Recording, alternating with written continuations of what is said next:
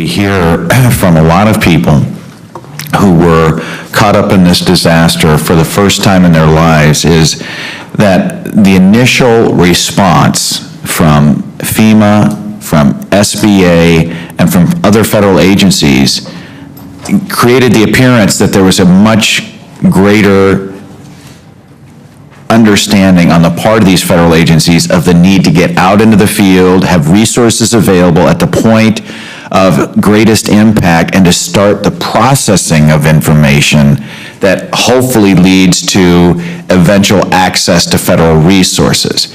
But what my staff and I have heard repeatedly is after that initial honeymoon period, the feel-good period, that a lot of people felt like they were getting bogged down in the process, that the ability to communicate with the agency in question was sometimes compromised by a lack of access to online resources because they'd been destroyed in the flood or the tornado, or an inability to get through to the person who was having decision-making authority over their own particular application.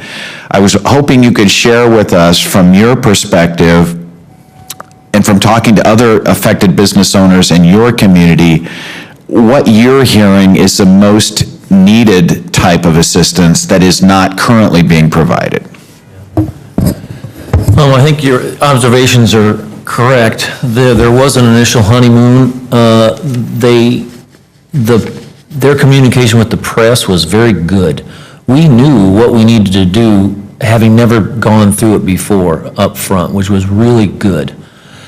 But once you get dealing with the SBA, things gets a little slower, and by nature, maybe it has to get that way because you're dealing with a lot of technical financial information, and it takes time and effort to get all that paperwork in order and understood. But by and large, the number one need is cash. We've got a lot of pressing need for cash resources right today, and that's probably the most pressing need right out of the gate. Thank you. Mr. Wilkie, we had an opportunity to discuss some of the struggles you were going through as you were coming to the decision and the immediate aftermath of the flooding about whether to go forward with your business. And I had the exact same conversation with the grocery store owner in Greene, Iowa, the day before I got to Elkader.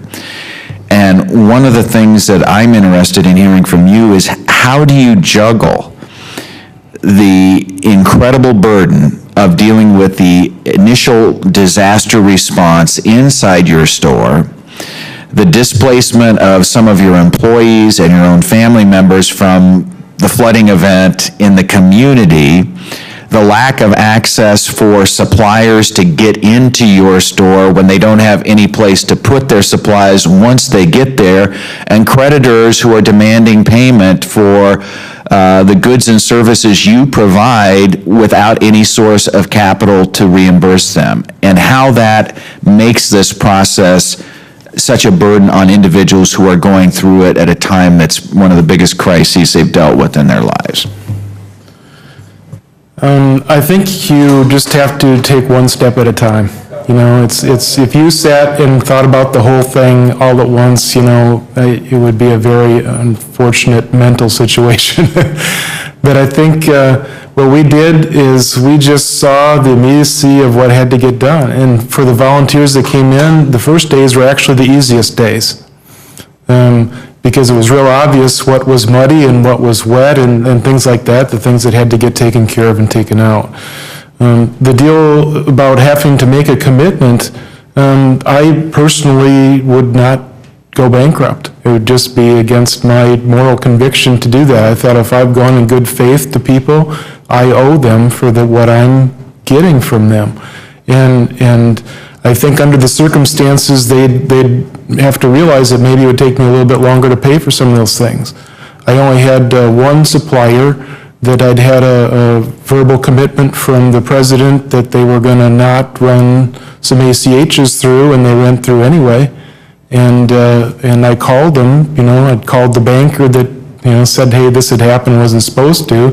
And they, took care of it. Between that supplier and the banker, they just, they postponed, overdrawing us.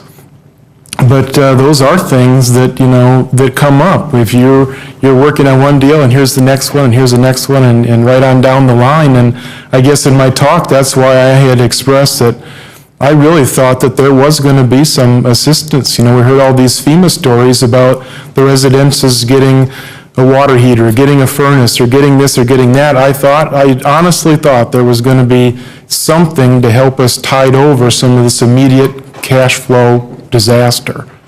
And I guess I was very disappointed for them to come and say, oh, you qualify for an 8% loan. No, thank you. One of the things I mentioned in my opening statement was the fact that Congressman King and I had introduced this Small Business Owner Disaster Relief Act to amend the Stafford Act to address that shortage of cash in the form that we already make available to other people that are affected by disasters, but currently don't provide to small business owners. And the purpose of this bill is to say, taking the same amount of limits that currently apply to small business disaster loans, making available an amount of cash to qualified applicants who can use it for the type of needs that you and Mr. Tully, Mr. Bowers, Mr. Monahan have been talking about. How do you think that would affect business owners in the same position you found yourself in, having to make a decision about going forward with your business or shutting it down? It would definitely be a help. I mean, it just absolutely would, because you've got a situation where you've structured your debt based on what your sales are going to be. And all of a sudden, one day, you've got no sales. You've still got your payroll expenses. You've got to pay for this product that is now going out in the dumpsters. And somehow you've got to make a decision right away. Am I going to be able to make a go of this business and make a living for my family doing it, or are we going to have to cut our losses and leave? And it would be one thing that would help you make a decision that, yeah, I'm gonna keep doing this and earn my chance to pay taxes. Or am I going to be a financial burden to the system because, okay, no, I think I'll take food stamps instead. Thank you.